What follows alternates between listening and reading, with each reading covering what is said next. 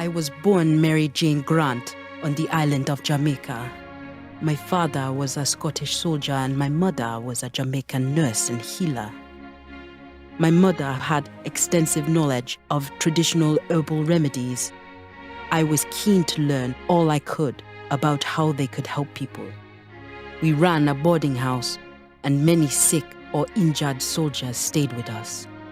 I also learned what I could from the army doctors who stayed with us.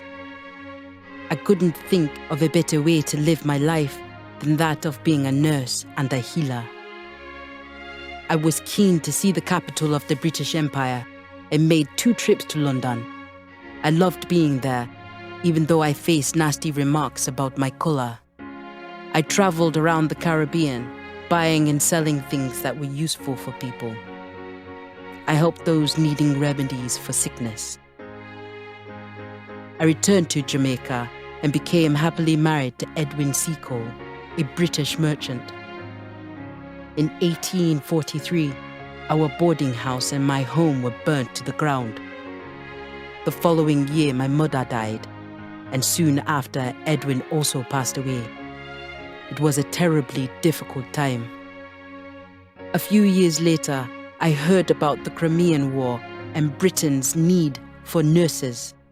Florence Nightingale was already there and I wanted to join her.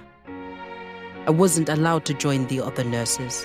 I felt it was because of my skin color. Regardless, I went to the front line and opened the British Hotel, a hospital and rest center for soldiers. As well as treating soldiers at the hospital, I also rode onto the battlefield and took food, drinks, bandages, and medicine.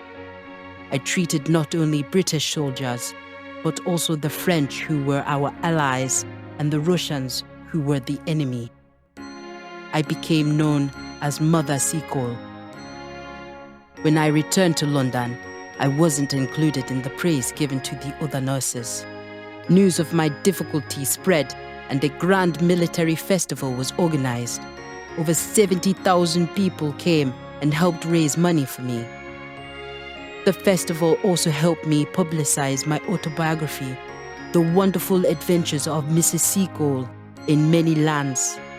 It was the first autobiography written by a black woman in the British Empire.